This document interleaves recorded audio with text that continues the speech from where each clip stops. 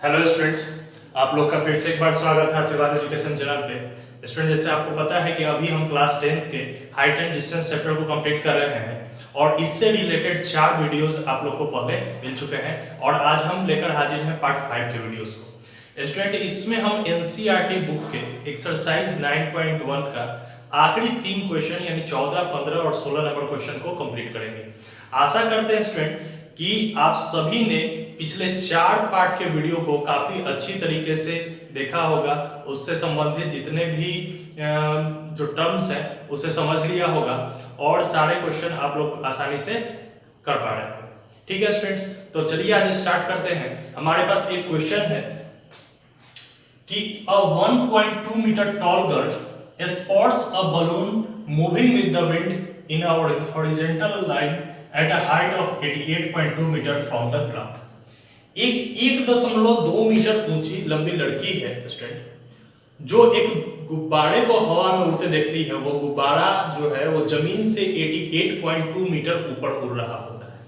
ठीक है, कहता है कि the angle of elevation of the balloon from the eyes of the girl at any instant is 60 degree. जिस समय देखती है उस समय जो एंगल ऑफ एलिवेशन है, उन्नयन कोण है उस बैलून का लड़की की आंखों से, वो बनते रहता है 60 डिग्री का। ठीक है, इसके बाद कहता है after some times the angle of elevation reduce to 30।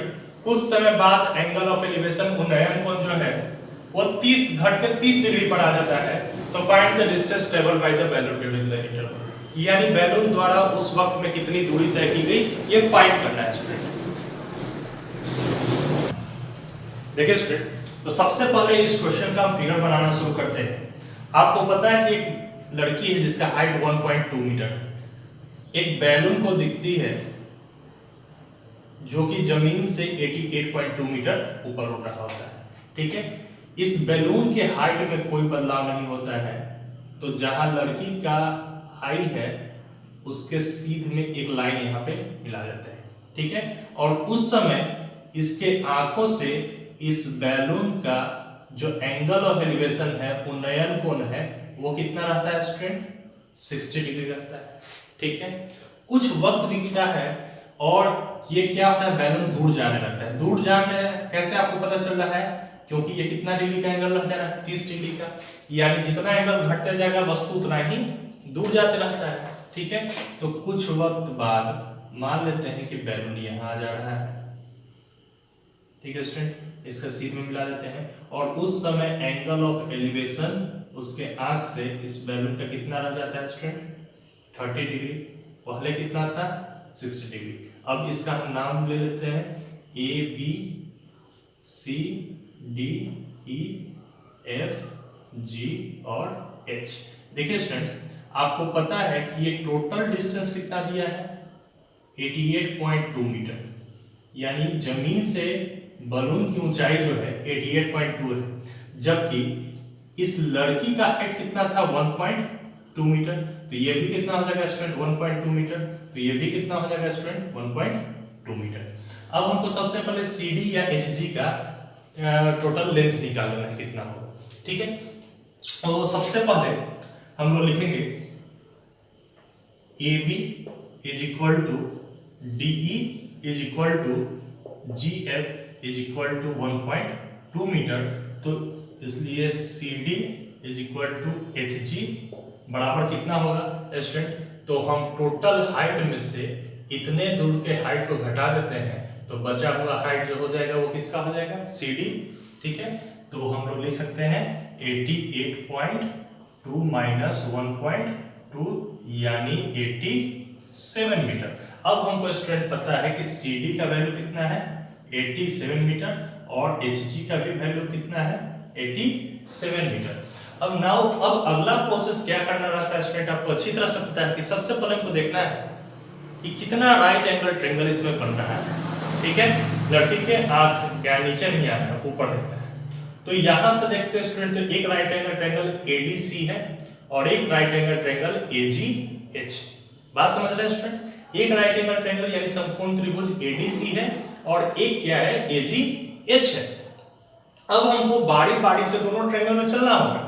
सबसे पहले हम चले तो ट्रायंगल ACD में तय की गई दूरी कौन सा है स्टूडेंट? तो D से लेके G तक बलून पहले इस सीध में था, अब कहां आ गया है यहाँ पे, यानी यही बलून द्वारा तय की गई दूरी है, DG का वैल्यू निकालना है। तो सबसे पहले हम AD का वैल्यू निकालते हैं इस ट्रायंगल में चलते, ठीक है। तो सबसे पहले लिखेंगे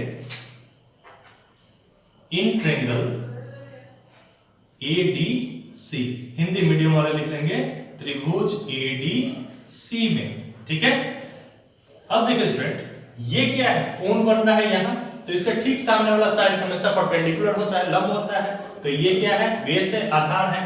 तो परपेंडिकुलर बाय बेस किसका फार्मूला होता है? tan थीटा का होता है, हमको पता है। तो हम लोग लिखेंगे tan थीटा बराबर क्या होता है? P/B। अब आप देखिए थीटा किस पॉइंट पर बन रहा है स्टूडेंट? तो A पॉइंट पर बन रहा है, और परपेंडिकुलर कौन है? तो यहाँ पे CD है, और बेस कौन है? तो AD है, ठीक है स्टूडेंट। तो tan और A पर एंगल कितना है? 60 डिग्री का। CD का वैल्यू कितना है? 87 डिवाइड बाई AD। तो tan 60 का value √3 is equal to 87 by AD। अब यहां से हम क्रॉस मल्टीप्लिकेशन कर लेते हैं स्टूडेंट, तो √3 AD बराबर 87 बाई √3, इतना लिख सकते हैं स्टूडेंट। अब आपको पता है कि चूंकि बटा में रूट को नहीं छोड़ते हैं, तो हम इसको रेशनलाइज कर लेते हैं, यानी हर परिमेकरण कर लेते हैं। तो AD का वैल्यू 87√3 बाई √3 इंटू √3 कितना हो जाएगा स्टूडेंट? सिर्फ 3, ठीक है। तो 3 से कट गया, कितना आ गया है स्टूडेंट आंसर? 29√3 मीटर। यानी A से D के बीच की दूरी कितनी है स्टूडेंट? 29√3 मीटर है। अब हम चलते हैं दूसरे राइट एंगल ट्रायंगल, जो कि है हमारा AGH, ठीक है। तो हम चलते हैं in triangle AGH, Hindi video वाले लिखेंगे त्रिभुज AGH में, ठीक है। तो यहां से आप चलिए स्टूडेंट, तो ठीक है, यहां एंगल बन रहा है, इसके ठीक सामने वाला साइड परपेंडिकुलर है। ये क्या है? बेस है। तो परपेंडिकुलर बाय बेस लंब बटा आधार किसका होता है? tan थीटा का होता है। तो फिर से हम ले सकते हैं कि tan theta is equal to क्या होता है स्टूडेंट? P/B, ठीक है। अब आप ध्यान दीजिएगा, tan थीटा बन किस पॉइंट पे रहा था? A पर। परपेंडिकुलर कौन है इसमें? तो HG है, और बेस कौन है? तो AG है। tan A का वैल्यू थीटा कितना बन रहा था इसमें? 30 डिग्री। HG का वैल्यू 87 था, और AG को हम लिख सकते हैं AD प्लस DG। tan 30 का वैल्यू कितना होता है स्टूडेंट? तो 1/√3। 87 बाई AD का वैल्यू कितना है? तो AD का वैल्यू अगर हम लोग चेक करें, तो अभी हम लोगों ने फाइंड किया है 29√3 प्लस DG, ठीक है। हम यहाँ रख भी सकते थे, नहीं भी रखते तो लास्ट में हम उसका आंसर फाइंड कर सकते थे, ठीक है। क्रॉस मल्टीप्लिकेशन कर लेते हैं स्टूडेंट, तो 29√3 plus DG is equal to 87√3। तो DG is equal to 87√3 minus 29√3। अब यहां से अगर हम इसको घटाने जाएं, तो 58√3 मीटर आता है। यानी DG क्या था? तय की गई दूरी, यानी the distance travel by the balloon during the interval is equal to कितना हो जाएगा? 87√3 मीटर। तो इसलिए हम लोग लिख सकते हैं distance travelled by the balloon, यानी गुब्बारे द्वारा तय की गई दूरी इज इक्वल टू कितना हो जाएगा स्टूडेंट? 58√3 मीटर, ठीक है स्टूडेंट। आपको समझ में आया ये चीज? नोट कीजिए।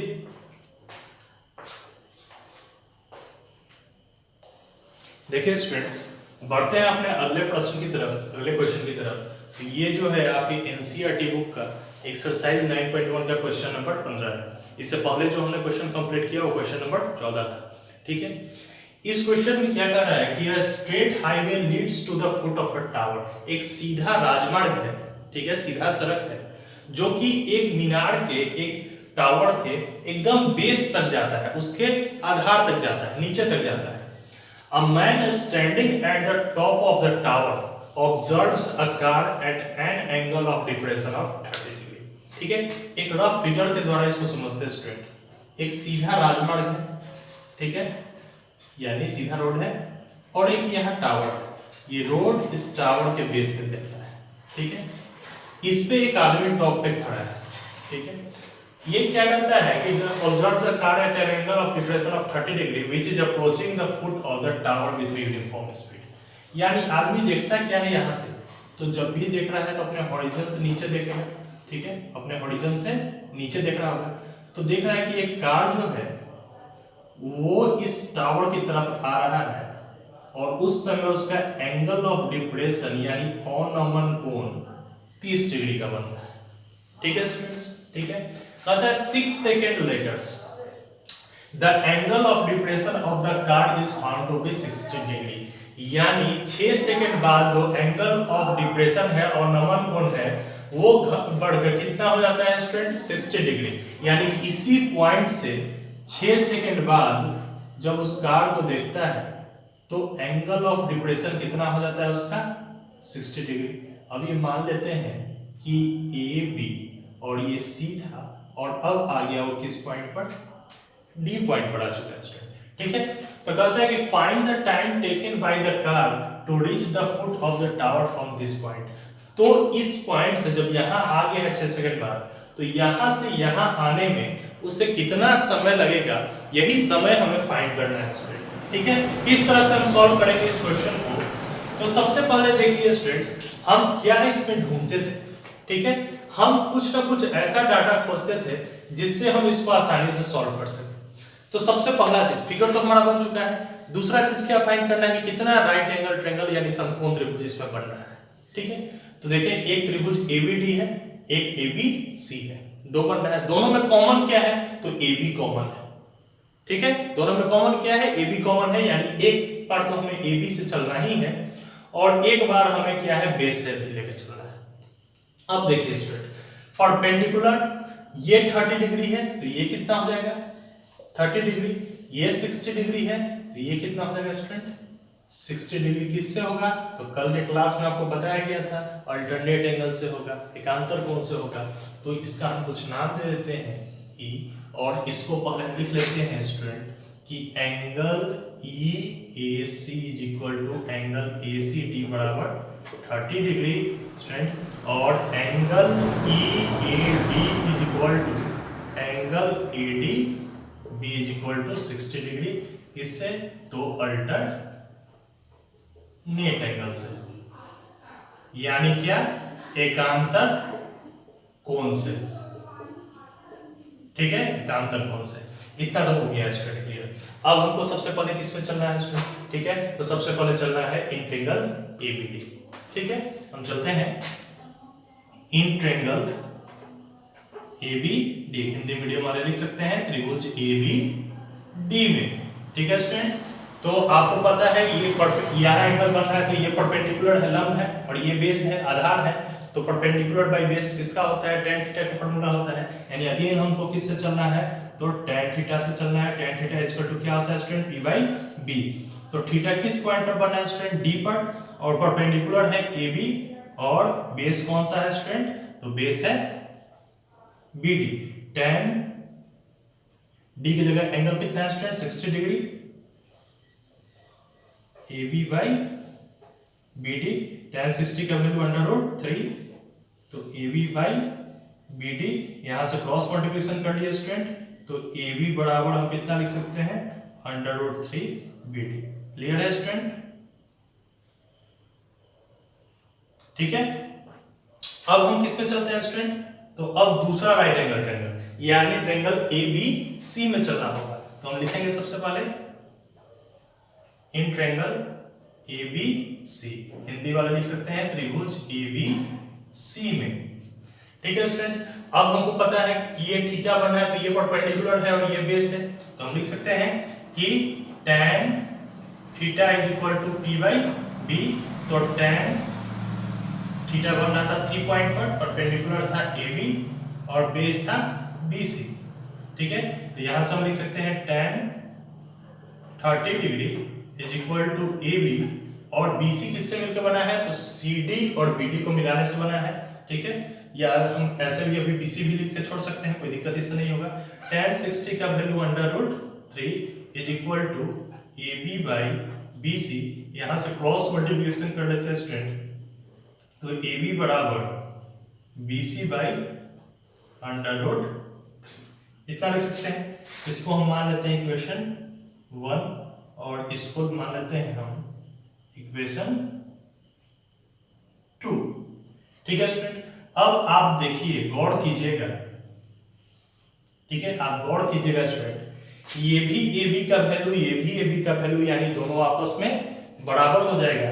तो हम लोग लिख देंगे फ्रॉम इक्वेशन 1 एंड 2, हिंदी वाले लिख सकते हैं समीकरण 1 तथा 2 से। ठीक है स्टूडेंट, तो √3BD बराबर BC बाई √3, हम क्रॉस मल्टीप्लिकेशन कर लेते हैं स्टूडेंट, तो BC बराबर कितना आ जाएगा, √3 इंटू √3 3BD। ठीक है, तो स्टूडेंट BC बराबर कितना आ गया, 3BD, और BC किसके किसके मिलने से बना है स्टूडेंट, BD और CD के, तो इसको लिख सकते हैं BD plus CD is equal to 3BD, तो यहां से CD को छोड़ देते हैं 3BD, और प्लस में BD था स्टूडेंट, इधर आकर माइनस में। एकदम थोड़ा सा सेंसिटिव चीज है यहाँ स्टूडेंट, ध्यान दीजिएगा, BC को हम लोग तोड़ लिए हैं, पूरा BC है, तो हम BD प्लस CD दोनों को जोड़ के लिख लिए हैं इस तरह से कि BC को हम BD प्लस CD लिख सकते हैं। अब BD प्लस में इधर जाए तो माइनस में, यानी CD बराबर कितना हो गया स्टूडेंट, 2BD। CD बराबर कितना आ गया, 2BD।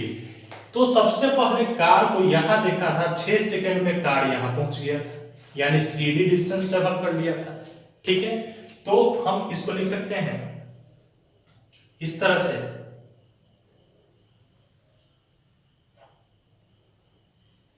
CD distance travelled by the car in 6 second. ठीक है, तो CD बराबर कितना था स्टूडेंट, 2BD, तो हम यहां लिख सकते हैं 2BD distance travelled by car in कितना सेकेंड, 6 सेकेंड।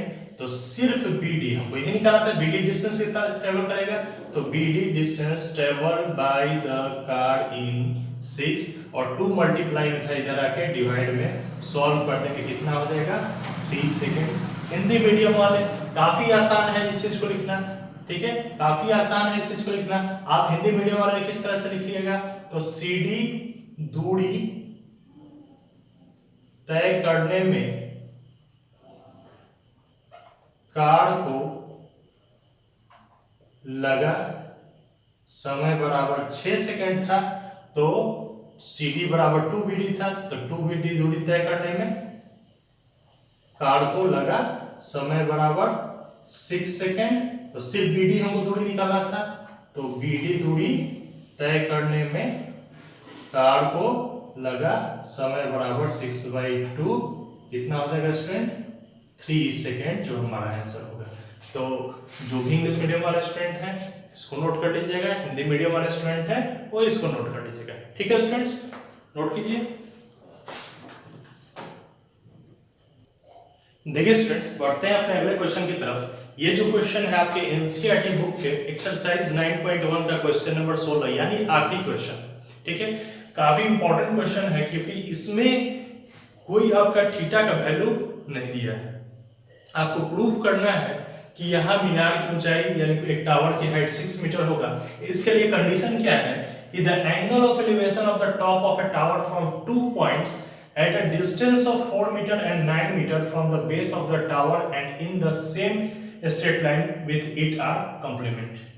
कहना क्या चाह रहा है स्टूडेंट कि एक टावर है, ठीक है, एक मीनार है हमारे पास, इसके आधार से, बेस से ठीक 4 मीटर के डिस्टेंस पे, ठीक है, और 9 मीटर के डिस्टेंस से, यानी यहां से यहां तक का दूरी कितना हो गया स्टूडेंट?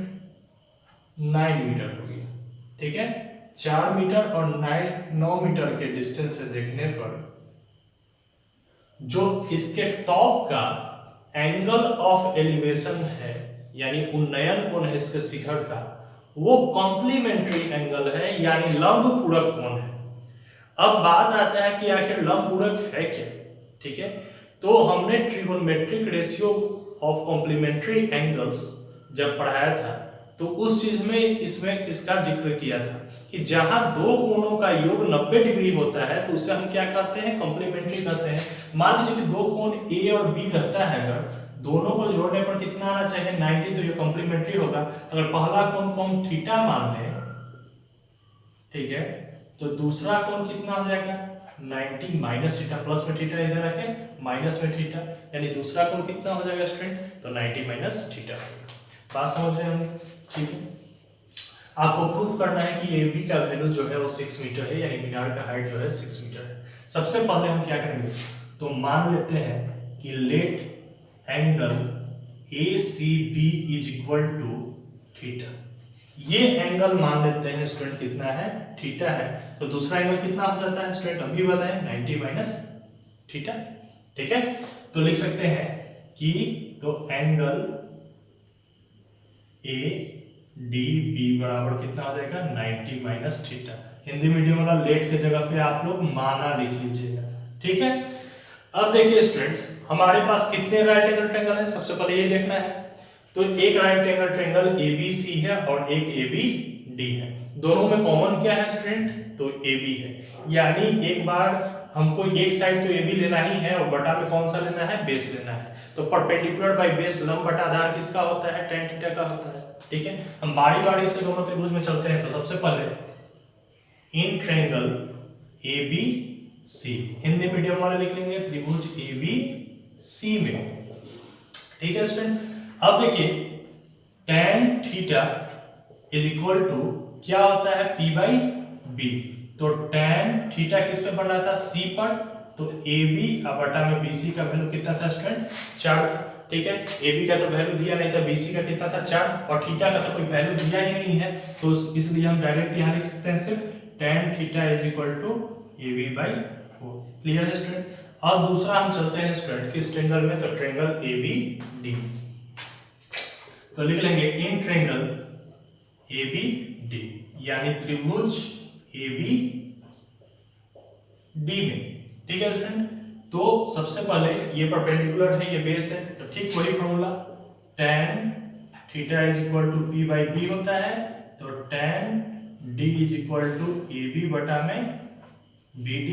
तो tan theta is equal to कितना हो जाएगा? AB by 9।